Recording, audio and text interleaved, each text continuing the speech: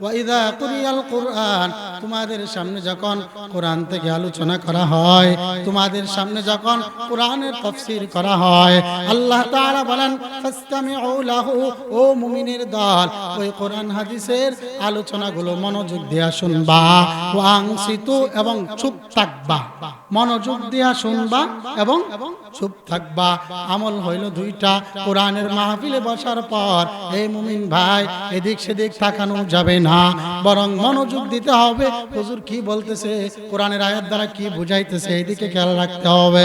আল্লাহ বলে মনোযোগ দিয়া শুনবা, ওয়া আনসিতু, এবং চুপ থাকবা, কথা বলবা না। দুইটা আমল যদি করতে পারো, আল্লাহ বলে লাআল্লাকুম তুরহামুন, আমি আল্লাহর অনুগ্রহ তোমাদের উপর বর্ষণ করব। সুবহানাল্লাহ। এই জন্য আমার ভাইরা, ফুলপুরের মুসলমান, আল্লাহর দিকে মনোযোগ হতে হবে। কি বলতেছে বক্তা, কোরআনের দিকে মনোযোগ দিতে হবে, আর মনোযোগ দিয়া চুপ করেও শুনতে হবে। আমল হলো দুইটা। এই দুই আমল যে করবে, আল্লাহ অঙ্গীকার দিয়া দিলেন লাআল্লাকুম তুরহামুন, আমল দুইটা যে করবে আমি আল্লাহর অনুগ্রহ সে পাবে। সুবহানাল্লাহ। আমল দুইটা যে করবে অনুগ্রহ সেই পাবে। ভাইরা আমার, লম্বা আলোচনা করা যাবে না, সময় অনেক সংকীর্ণ।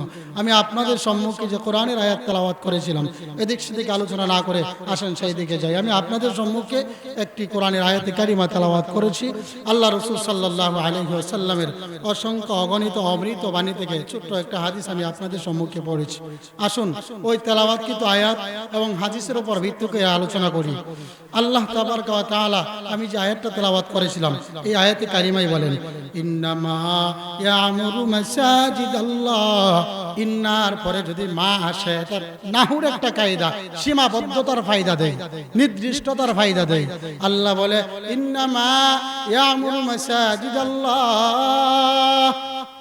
দুনিয়ার মধ্যে ওই সমস্ত বান্দারা মসজিদ আবাদ করবে, মসজিদ আবাদ করবে, মসজিদের কমিটি হবে, মসজিদ পরিচালনা করবে।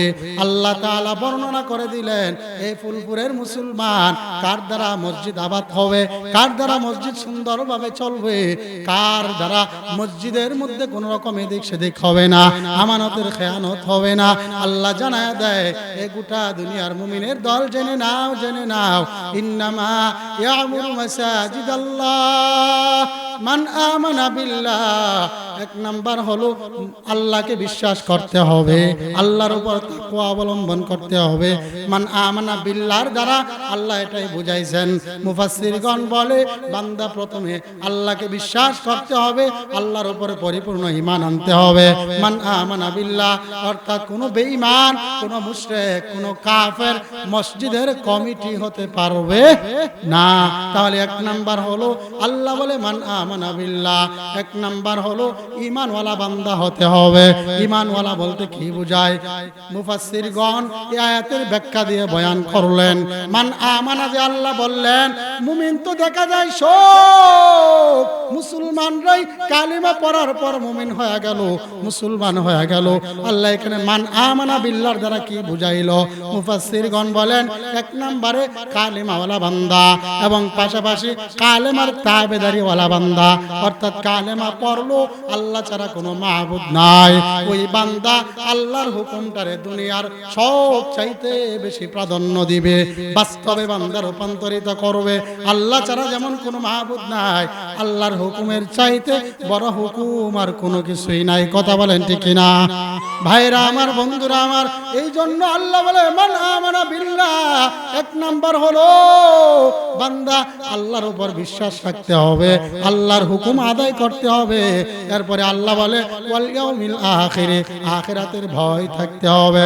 আমি মসজিদ নিয়ে মুনাফিকি করব, আমি মসজিদের টাকা পয়সা লুণ্ঠন করব, আমানতের খেয়ানত আমি করব, হাসরের ময়দানে আল্লাহর কাছে কেমনে জবাবদেহি করব, এই ভয় বান্দার ভিতরে থাকতে হবে। আল্লাহ তাআলা ওয়াল ইয়াউমিল আখিরে এটাই বুঝাইছেন যে বান্দার ভিতরে আখিরাত অর্থাৎ হাসরের ময়দানের ভয় থাকবে, হাসরের ময়দানের উপর বান্দা ঈমান রাখবে। এরপরে আল্লাহ পাক রব্বুল আলামিন বলে ওয়া কামাস সালাহ, এরপরে বান্দা নামাজ কায়েম করবে, নামাজ কায়েম করবে।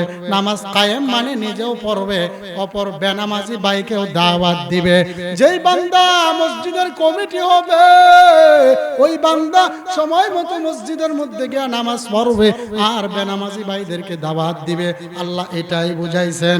আল্লাহ তাআলা বলে আকামাস সালাহ, নামাজ কায়েম করবে অর্থাৎ নিজে নামাজ পড়বে এবং বেনামাজি ভাইদেরকে নামাজের দাওয়াত দিবে। আমার ভাইরা, মসজিদ কেমন দামি জায়গা। আল্লাহর নবীজি বলেন ক্বালান নবিয়্যু আলাইহিস সালাতু ওয়াস সালাম আহাব্বুল বিলাদি ইলাল্লাহি মাসাজিদুহা ওয়া আবগাদুল বিলাদি ইলাল্লাহি আসওয়াকুহা। আল্লাহর নবীজি বলে, এ আমার উম্মতের দল, দুনিয়ার মধ্যে যত জায়গা আছে সব জায়গার মধ্যে আহাব্বুল বিলাদি মাসাজিদুহা ইলাল্লাহি মাসাজিদুহা, নবীজি বলে আল্লাহর কাছে বড় পছন্দনীয় দামি জায়গা হলো মসজিদ। সুবহানাল্লাহ।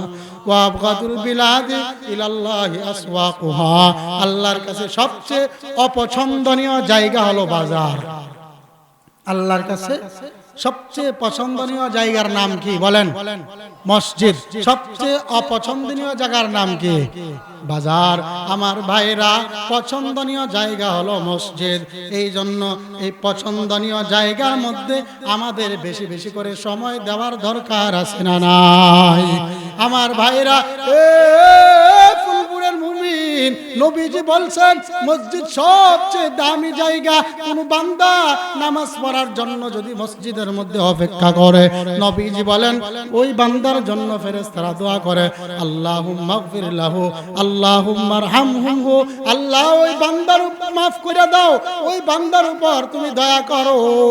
এইভাবে যতক্ষণ পর্যন্ত বান্দা মসজিদের মধ্যে উযু নিয়ে বসে থাকবে, আল্লাহর ধ্যানে বসে থাকবে, নবীজি বয়ান করলেন ততক্ষণ পর্যন্ত ফেরেশতারা ওই বান্দার মাগফিরাতের জন্য দোয়া করে। সুবহানাল্লাহ। আমার ভাইরা, মসজিদ কত দামি, মসজিদ কত দামি। নবীজি এক হাদিসের ভিতরে বলছেন ইদা আমারাতুম বিরিয়াদিল জান্নাহ ফারতাও, অন্য এক হাদিসে কথাটা বলছেন, নবীজি বলছেন তোমরা দুনিয়ার মধ্যে জান্নাতের বাগানের মধ্যে বসবা আর জান্নাতের ফলগুলো তোমরা উঠাইবা। এবার নবীজিকে জিজ্ঞাসা করা হলো, ইয়া রাসূলুল্লাহ, দুনিয়ার মধ্যে জান্নাতের বাগান কোনটা?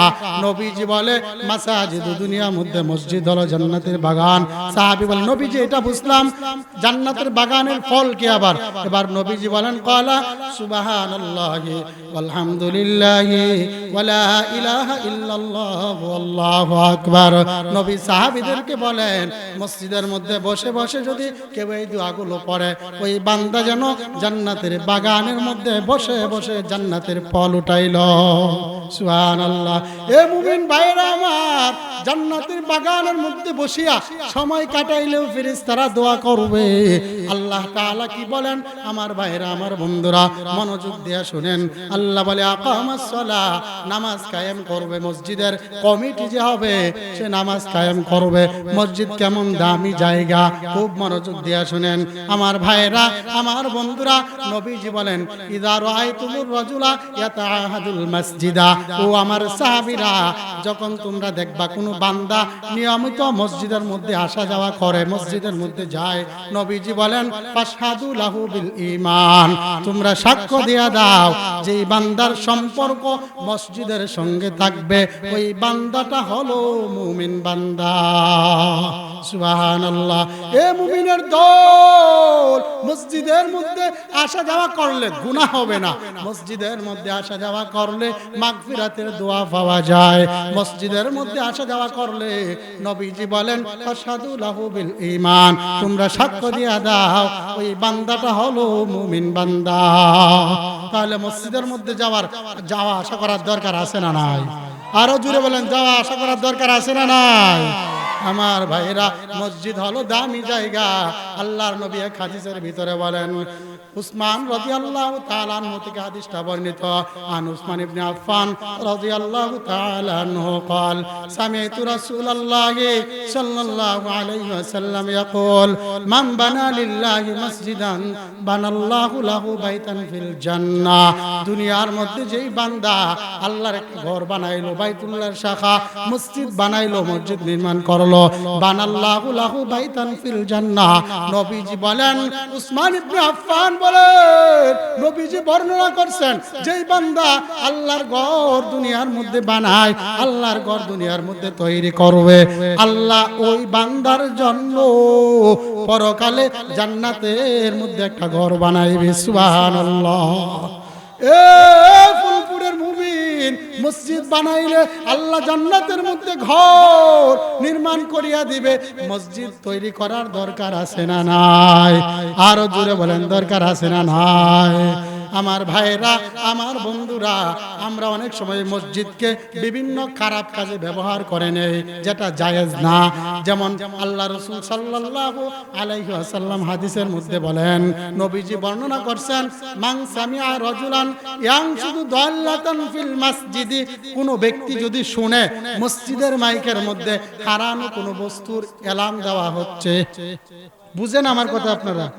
মসজিদের মধ্যে অনেক সময় এলান দেয় না, ও ভাই একটা গরু হারায় গেছে, সাদা খা গরুটা, যদি কোনো হৃদয়বান ব্যক্তি ভাইয়া থাকেন গরুটা ফিরিয়ে দিবেন। আর এরকম হয় কি হয় না? নবীজি বলেন, মান সামিআ রাজুলান ইয়ানশুদু দাল্লাতান ফিল মসজিদে, কোন ব্যক্তি যখন শুনবে কোন ব্যক্তি মসজিদের মধ্যে এলান করতেছে কোনো হারানো বস্তুর, সাথে সাথে ফালিয়াকুল, যে শুনলো সে যেন বলে, লা রাদ্দাল্লাহু আলাইকা, তোমার যে জিনিসটা হারায় গেছে আল্লাহ যেন ওই জিনিসটা আর তোমারে ফিরায় না দেয়। কেন? এলান দিছে পাওয়ার জন্য। নবীজি কি বলেন, যে শুনলো যে মসজিদের মধ্যে এলান দেওয়া হয়েছে হারানো বস্তুর, সে যেন বলে, ফালিয়াকুল লা রাদ্দাল্লাহু আলাইকা, তোমার ওই জিনিসটা যেন আল্লাহ ফিরায় না দেয়। কেন? কেন? নবীজি বর্ণনা করছেন, ফাইনাল মাসাজিদা লাম তুবনা লিহাযা, কেন না, কেন না, ওই মসজিদটারে তোমার হারানো জিনিস খোঁজার জন্য নির্মাণ করা হয় নাই। বুঝেন কথা আপনারা? মসজিদ কেন নির্মাণ করা হয়েছে? নামাজের জন্য। ওই মসজিদকে তুমি হারানো বস্তু খোঁজার জন্য মসজিদের মাইক ব্যবহার করবা। নবীজি বলেন, যে শুনলো এলান করছে কোনো ব্যক্তি, সে যেন সাথে সাথে বলে দেয়, আল্লাহ যেন তোমার হারানো জিনিসটা ফিরায় না দেয়। কারণ ফাইনাল মাসাজিদা লাম তুবনা লিহাযা, তোমার এই এলান দেওয়ার জন্য মসজিদ বানানো হয় নাই। কথা বলেন ঠিক না? আমাদের দেশে হয় কি হয় না? আমি ছাত্র জামানায় যখন মনে হয় মিজান পড়ি, তখন এক ব্যক্তি এলাকার মুরব্বী এসে কয়, বাবা আমার দুইটা গরু হারায় গেছে, একটু বইলা দেন। তখন তো আর মাসালা আমি জানি না, মিজান পড়ি, বলছি গিয়া বললে তো মানুষ এসে, আপনি এটা কি করলেন এসে? আমি বললাম, ভাই আমারে বললে তো লাভ নাই, এই ব্যক্তি হচ্ছে কমিটির একজন জনপ্রিয় ব্যক্তি, আরে যায় ধরেন। কথা বুঝছেন? এই জন্য অনেক সময় দেখা যায় মসজিদের মধ্যেও আমরা যে সমস্ত কাজ জায়েজ নাই, এই সমস্ত কার্যক্রম আমরা মসজিদের মধ্যেও চালাই। কথা বলেন ঠিক না? এই হাদিসের উপর ভিত্তি করে ফতোয়া কি আসে, মনোযোগ, খুব মনোযোগ, আজকে কিছু কথা শুনে যান। অনেক সময় দেখা যায়, এটা তো প্রচলিত একটা বিষয়, মানুষ মারা গেলে আমরা ওই মসজিদের মাইকে এলাম করি কি করি না? আমার সাথে কথা বুঝেন আপনারা? কথা বুঝলে একটু কথা বলবেন, সময় মনে হয় শেষ হয়ে যাচ্ছে, বুঝেন না? ছোটখাটো বক্তা, বেশি সময় তো পাইতাম না। মানে আমাদের এলাকার যখন কেউ মারা যায়, প্রাথমিক অবস্থায় আমরা মসজিদে যাই, এই সংবাদটা দিই। কথা বলেন ঠিক কিনা? এই হাদিস বিশ্লেষণ করলে মুহাদ্দিসগণ বলেন, ওই মসজিদের মাইকে মৃত ব্যক্তির সংবাদ দেওয়াটাও ঠিক হবে না। কি বুঝলেন? তবে হ্যাঁ, যখন ওই মসজিদের ওই মাইকটা কমিটি কোনো ব্যক্তি দিবে, সে যদি বলে আলোচনা সাপেক্ষে যদি হয়, আমাদের এই মাইকটাকে আমরা মৃত ব্যক্তির এলানের জন্য ব্যবহার করব, তাহলে জায়েজ হবে, অন্যথায় জায়েজ হবে না। এতক্ষণের আলোচনা বুঝে থাকলে আবার বলেন, মসজিদের মাইক দেওয়ার সময় কমিটিরা এই আলোচনা সাপেক্ষে এই কথা বলে কেউ যে আমরা এলান করার জন্য, মৃত্যুর এলান করার জন্য এই মাইকটাকে ব্যবহার করব, এই কথা কেউ বলে না। এই কথা না বইলা মসজিদের মাইকের মধ্যে এলান দেয় কি দেয় না? কি বলেন, দেয় কি দেয় না? এটা জায়েজ হবে, এটা জায়েজ হবে না। আমরা এটা থেকে বিরত থাকবো। যে লোক মারা গেছে, আর কি সন্তান নাই, আর কি বাড়ি সম্পত্তি নাই, 1000 টাকা দিয়ে একটা মাইক ভাড়া করে 1 ঘন্টা যায় মাইক মারো, সমস্যা আছে? মসজিদের মাইক কেন ব্যবহার করবো? কথা ভুল বলতেছি নাকি আমি? ওলামায়ে কেরাম অনেক আছে, কাজে আমরা এই কাজগুলো করব না আমার ভাইরা আমার বন্ধুরা। তাহলে মসজিদ হলো একটা পবিত্রতম জায়গা, দামি জায়গা। দামি জায়গার মধ্যে দামি কাজ করা হয়। মাসাজিদ মানে সেজদার স্থান, সেজদার স্থান ভালো উত্তম জায়গা। ওই জায়গার মধ্যে মনোযোগ দেওয়া, সময় দিতে হবে। নবীজি হাদিসের মধ্যে বর্ণনা করছেন ওই জায়গার মধ্যে গিয়া অহেতুক কথাবার্তা বলা হারাম, অযথা কথাবার্তা বলা হারাম।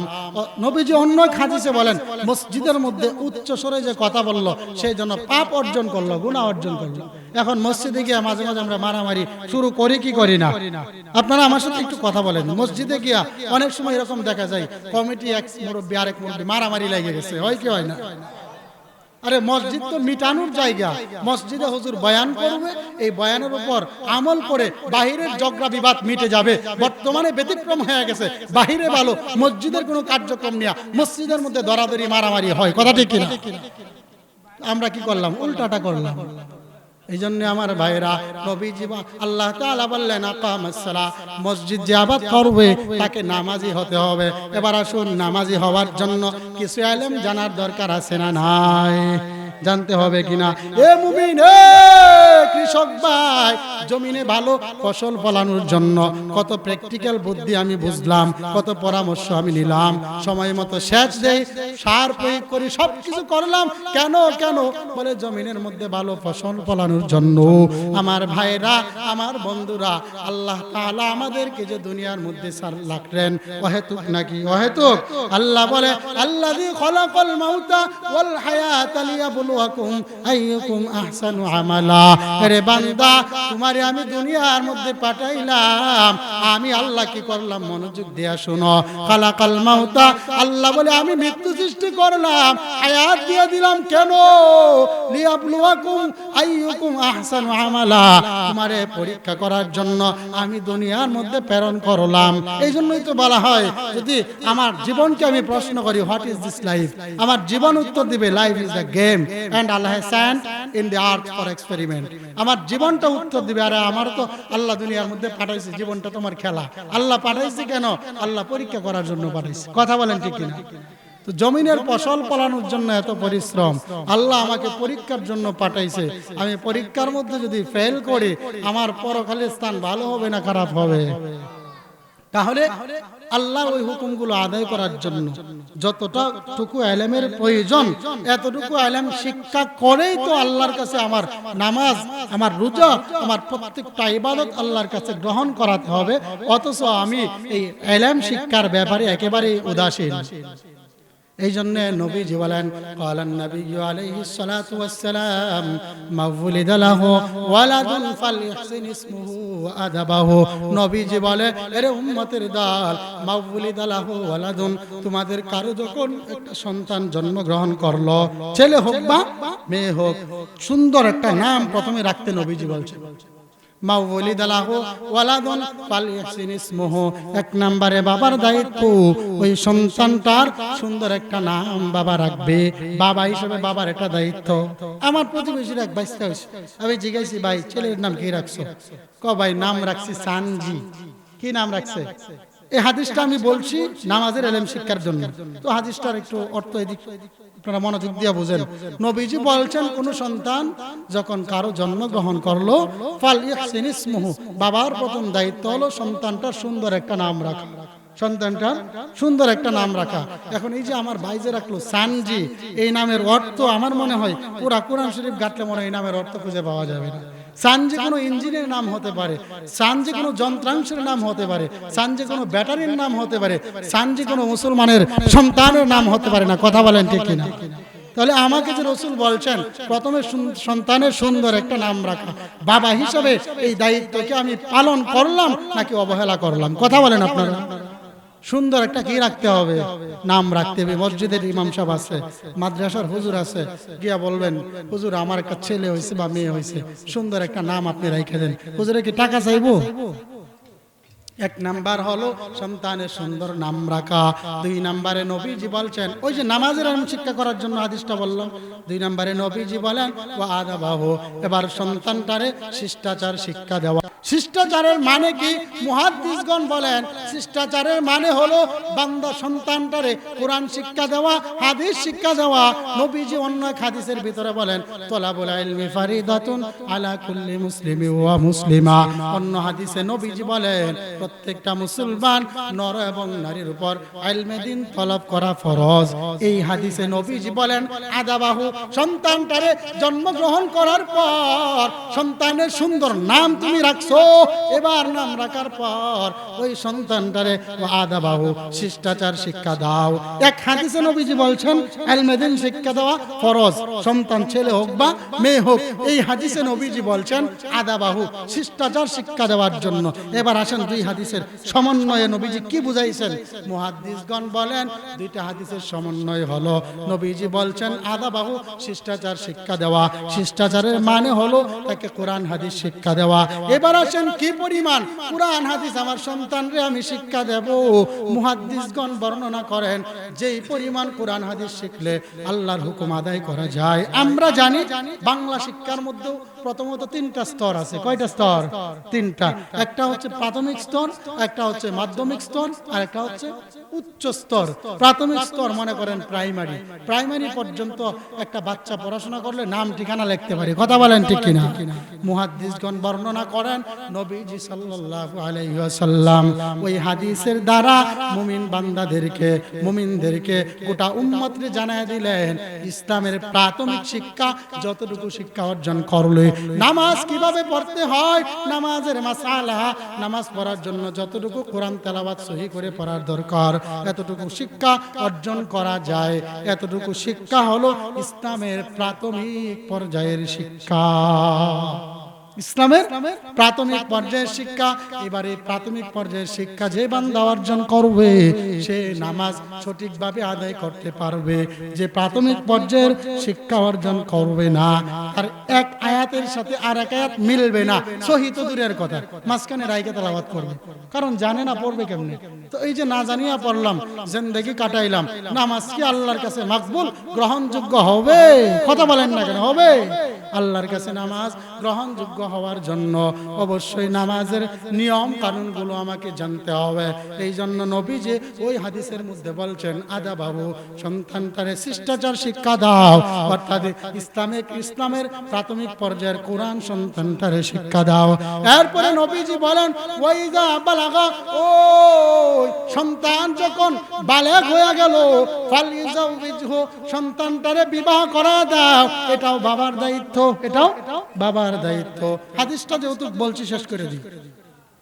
নবীজি বলেন সন্তান বালেগ হয়ে গেল, এবার বাবার দায়িত্ব হলো ফালিজাউবিজহু, সন্তানটারে বিবাহ করাইবে। ওয়াইম বালাগা ওয়ালাম ইজাউবিজহু, সন্তান বালেগ হওয়ার পর যদি বাবা ওয়ালাম ইজাউবিজহু ওই সন্তানটারে বিবাহ না করায়, ফাসাবা ইসমান, এবার সন্তান কোনো গুনাহ করিয়া ফেলাইলো, সন্তান জিনা করলো, সন্তান ব্যভিচার করলো, ফাইন্নামা ইসমুহু আলা আবি। নবীজি বলে ও গোটা দুনিয়ার বাবার দল, এ পিতার দল শুনে নাও, শুনে নাও। নবীজি বলে সন্তানরে বিবাহ করানোর সময় যখন হয়ে গেল, এরপরে সন্তানটারে বাবা বিবাহ করাই নাই। সমাজে এমন মানুষ অনেক আছে, এরা বলে আমার সন্তান আগে প্রতিষ্ঠিত হোক, ভালো চাকরি করুক, বয়স হইতেছে কি হয়েছে, যখন বউরে কামাই করে খাওয়াইতে পারবো তখন সন্তানরে বিবাহ করাবো। এমন বাবা আছে না? না। নবীজি বলেন সন্তান বালেগ হয়ে যাওয়ার পর সন্তানটারে যদি বিবাহ না করায়, ফাইন্নামা ইসমুহু আলা আবি, ওই সন্তান যত গুনাহ করবে, যত ব্যভিচার করবে, জিনা ব্যভিচার করবে, ওই জিনা ব্যভিচারের পাপের একটা অংশ বান্দার পিতার মানে সন্তানের পিতার আমল নামায় লিপিবদ্ধ হবে। নাউযুবিল্লাহ। এবার সন্তান জিনা করবে, সন্তান জিনা করার পর সন্তানের জিনার জন্য বাবার আমল নামায় গুনাহ লেখা হবে। মুসলমান, ও মুসলমানের দল, মনোযোগ দিয়ে শুনে নাও, আমার সন্তান ব্যভিচার করলো, গুনাহ আসলো আমার আমল নামায়। কাজে সন্তান যখন প্রাপ্ত বয়স্ক হয়ে যাবে, সন্তানটারে বিবাহ করানোর দরকার আছে না নাই? বুঝতেছেন আমার কথা? ফুলপুরের মুসলমানের দল, সন্তান বালেগ হয়ে গেল, বাবার দায়িত্ব সন্তানটারে বিবাহ করাইবে। বাবা যদি সন্তানটারে বিবাহ না করায়, সন্তান যত আকাম কুকাম করলো, যত জিনা ব্যভিচার করলো, ওই গুনার পাপের ওজন বাবাকে নিতে হবে। এই জন্য আল্লাহর নবীজি বর্ণনা করেছেন, আল্লাহ নবী বলেন তুনকাহুল মারআতু লিআরবাইন লিমালিহা, বিবাহের ক্ষেত্রে কি করব, এদিক সেদিক থেকে হাদিসে গুতা দেই, একদিক সাইড আরেক দিকে যাইছিল, নিজেও বলতে পারি না। এখন এইদিকে চলতেছে, এদিক থেকে হাদিসে বলতেছে আমারে বাইর করে, আমারে বাইর। তুনকাহুল মারআতু লিআরবাইন লিমালিহা ওয়া লিহাসাবিহা ওয়া লিজামালিহা ওয়া লিদীনিহা। আসেন সন্তানটারে যে বিবাহ করাবো, কেমন মেয়ে আমরা নির্বাচন করব, আমার পুত্রবধূ কেমন যোগ্যতাবান হওয়ার দরকার, কেমন যোগ্যতাবান হতে হবে। নবীজি বলেন দেখা যায় মানুষ চারটা কারণে সাধারণত বিবাহ করায়, চারটা কাজ দেখে, চারটা গুণ দেখে। এক নম্বরে হলো দেখে তুনকাহুল মারআতু লিআরবাইন লিমালিহা, বিয়া যে করাবো মেয়ের বাবার সম্পদ আছে না নাই, এটা বাবারা দেখে না, দেখে না, কথা বুঝেন না? আগে দেখে বিয়ে যে করামু, বিয়ে বাড়ি পরে গেলে ঠিক মতো ইজ্জত সম্মান দিয়ে খাবার দাবার করাইতে পারে কিনা, সম্পত্তি কি ঠিক মতো আছে কিনা, এটা খোঁজ লয় কি লয় না? লয়। নবীজি বলেন দেখে লিমা লিহা, সম্পদ আছে কিনা, এরপরে দেখে ওয়ালি হাসাবিহা, বিয়া যে করাইব বংশটা কি সৈয়দ বংশ না তালুকদার বংশ, দেখে কি দেখে না? মিলতেছে কথা, মিলতেছে? আরে মিলবে না কেন? নবীজি তো হলো দুনিয়ার শ্রেষ্ঠ বিজ্ঞানী। নবীজি 1500 প্রায় 1500 বছর আগে যেগুলো বলে গেছেন, বাস্তবে এখন সেগুলো রূপান্তরিত হইতেছে কিনা বলেন ভাইরা? নবীজি বলেন এরপরে দেখে ওয়ালি হাসাবিহা, বংশ মর্যাদা কেমন, এটা দেখে তারপরে দেখে ওয়ালি জামালিহা, ভাই আমার সেরার বউ এক নাম্বার সুন্দর লাগবে, সুন্দরী লাগবে, কথা বলেন ঠিক কিনা? এই চিন্তা করে কিনা ভাইরা আমার? নবীজি বলেন এরপরে দেখে ওয়ালি জামালিহা, মেয়েটা সুন্দর কিনা, এটা দেখার পরে লাস্টে দেখে ওয়ালি দীনিহা। মায়া তুমি কি কোরআন শরীফ পড়তারো? কয় কি কয় না বলেন? কথা বলেন না কেন আপনারা? বুঝেন না কথা? বলে দেখ, প্রথমে দেখলো সন্তানের বাবা কেমন মালওয়ালা, সম্পদ কি আছে কিনা, আমার সন্তানটারে 4 চাকার গাড়ি দিতে পারবে কিনা, বাইক দিতে পারবে কিনা, আমার সন্তানরে লক্ষ লক্ষ টাকা দিয়া সন্তানরে একটা ব্যবসা ধরাইতে পারবে কিনা, এটা দেখার পরে বংশ মর্যাদাও দেখলো, এরপরে মেয়েটা সুন্দরী কিনা এটাও দেখলো, লাস্টে বলে ওয়ালি দীনিহা, কোরআন শরীফ পড়তে পারো কিনা। নবীজি বলে ফাসবার বিজাতিদ দ্বীন, সন্তানের বাবারা মনোযোগ দিয়ে শুনে না, নবীজি বলেন সম্পদ নাই, বংশমর্যাদাও ভালো না, মেয়েটা তেমন সুন্দরীও না, তিনটাই নেগেটিভ পজিটিভ হয় নাই। এবার যদি দেখো মেয়েটা দিনওয়ালা, মেয়েটা ইসলামওয়ালা, মেয়েটা নামাজি, মেয়েটা কোরআনওয়ালা, নবীজি বলেন ফাসবার বিজাতিদ দ্বীন, সব বাদ দিয়া দাও, ওই মেয়ের জন্য ফাসবার বিজাতিদ দ্বীন, দিনদার দেখিয়া সন্তানটারে বিবাহ করায় নাও। এই আমল কয়জনে করি আমরা? কি বলেন? কয়জনে করি? দেখি সম্পত্তি আছে কিনা, সুন্দরী আছে কিনা, সব ঠিক থাকলে, কোরআন শরীফ পড়ানো থাকলেও সমস্যা নাই, নামাজি না থাকলেও সমস্যা নাই। এবার বলেন যেখানে আমি নবীজির হাদিসের দিকে তাকাইলাম না, নবীজির হাদিসের অবমাননা করলাম, নবীজির হাদিসের উপর আমল করলাম না, এই যে মেয়েটাকে বধূ বানায় আমার বাড়িতে আনলাম, এটার দ্বারা কি আমি কামিয়াবি হতে পারবো আদৌ? কখনোই পারবো না। এই জন্য বলতেছিলাম ভাইয়েরা আমার, আকামাস সালাহ, নামাজ কায়েম করতে হবে। ওই যে মূল আলোচনা, নামাজ কায়েম করার জন্য ইলমিয়াতের দরকার। এই জন্যই তো নবীজি বলছেন সন্তান জন্মগ্রহণ করার পরে সুন্দর নাম রাখলা, এবার শিষ্টাচার শিক্ষা দেয়া দাও, অর্থাৎ কোরআন সুন্দরভাবে শিক্ষা দেয়া দাও। আমার ভাইয়েরা, কোরআন শিক্ষা ছাড়া কোনো বান্দা নামাজ কিভাবে পড়বে? যে কোরআন সহি শুদ্ধভাবে পড়তে পারবে না, অথচ নামাজ নষ্ট হয়ে যাবার 1 নাম্বার কারণের নাম হলো কোরআন অশুদ্ধ পড়া। সমাজের মধ্যে যদি তাল্লাশি দেওয়া হয়, আমার বাবারা, মুমিনের দল, আমি কাউকে উদ্দেশ্য করে, কাউকে লক্ষ্য করে কথা বলতেছি না, আল্লাহি আল্লাহর কসম, এমন মানুষ অনেক আছে, শতকরা 80% মানুষের সূরা ফাতিহাই সহিহ নাই। কথা বলেন ঠিক কিনা? ভালোমতো শুনলে দেখা যাবে সূরা ফাতিহাটাই সহিহ না, বাকি তেলাওয়াত তো দূরের কথা। না না না, মুমিনের দল, মসজিদের কমিটি হওয়ার জন্য, মূল আলোচনা মসজিদের কমিটি হওয়ার জন্য মান আমানা বিল্লাহ, 1 নম্বরে আল্লাহর উপর ঈমান আনতে হবে, ওয়াল ইয়াউমিল আখির, আখিরাতের ভয় অন্তর অন্তরের মধ্যে রাখতে হবে। আকামাস সালাহ, এরপরে নামাজ কায়েম করবে। আতাজ যাকাত, এরপরে যাকাত প্রদান করবে। কয়টা গুণের কথা বললাম বলেন? 4 গুণ। কয় গুণ? 4 গুণ। এক নাম্বার হলো ইন্নামা ইয়ামুরু মাসাজিদাল্লাহ মান আমানা বিল্লাহ। এক নাম্বার হলো আল্লাহর উপর ঈমান আনা। আল্লাহর উপর ঈমান আনার মানে হলো আল্লাহর হুকুমগুলো মেনে নেওয়া। 2 নাম্বার হলো ওয়াল ইয়াউমিল আখির, আখিরাতের ভয় অন্তরের মধ্যে রাখা। এরপরে আকামাস সালাহ, নামাজ কায়েম করা। অথচ খুঁজলে তাল্লাশি দিলে পাওয়া যাবে মসজিদের সভাপতি যে হয়, যাত্রাপালা গানের সভাপতিও সেই হয়। কথা বলেন না কেন আপনারা? আছে না নাই? মসজিদের সভাপতি হয়ে গেছে, সুদের কারবার সারে না, ঘুষের কারবার সারে না। মসজিদের সভাপতি, মসজিদেরও সভাপতি, গানেরও সভাপতি। আছে না নাই? ভাইরা আমার, এই সমস্ত মানুষের জন্য মসজিদের ইমাম যখন হক কথা বলতে যায়, মুতাওয়াল্লি চোখ এদিক সেদিক ঘুরায়। এদের রাগান্বিত হওয়ার কারণে, হুমকি ধমকির কারণে ওই মসজিদ ছিল প্রত্যেকটা ব্যাপারে ফায়সালা দেওয়ার একটা স্থান। রাষ্ট্র কিভাবে চলবে, এলাকা মহল্লা কিভাবে চলবে, সবকিছু ফায়সালা দেওয়ার স্থানের নাম হলো মসজিদের মেম্বার। দেখা যায় সভাপতির চোখ রাঙানোর কারণে ইমামরা হক কথা বলতে ভুলে গেছে। কথা বলেন ঠিক কিনা? আমার ভাইয়েরা, এই জন্য বলবো, ফুলপুরের মুসলমান ভাইয়েরা আমার, এই মসজিদের কমিটি যারা হবেন, আল্লাহর হস্তে যদি আপনার এই গুণগুলো না থাকে, এখন থেকে তওবা করে গুণগুলো গ্রহণ করে নেন।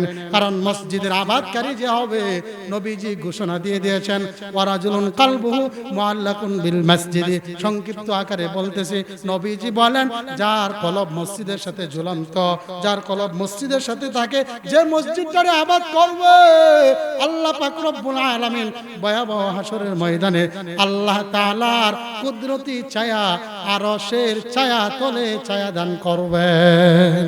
কাজে ভাইরা আমার, ফুলপুরের মুমিন ভাই, এই মসজিদের কমিটি যারা হবেন, যে গুণগুলো বললাম, ওই গুণগুলো যদি আপনার মধ্যে না থাকে, আল্লাহর কাছে তওবা করিয়া ওই গুণগুলো আপনার বাস্তবিক জীবনে পরিচালনা করার মতো আপনি চেষ্টা করবেন। কথা বলেন ঠিক কিনা?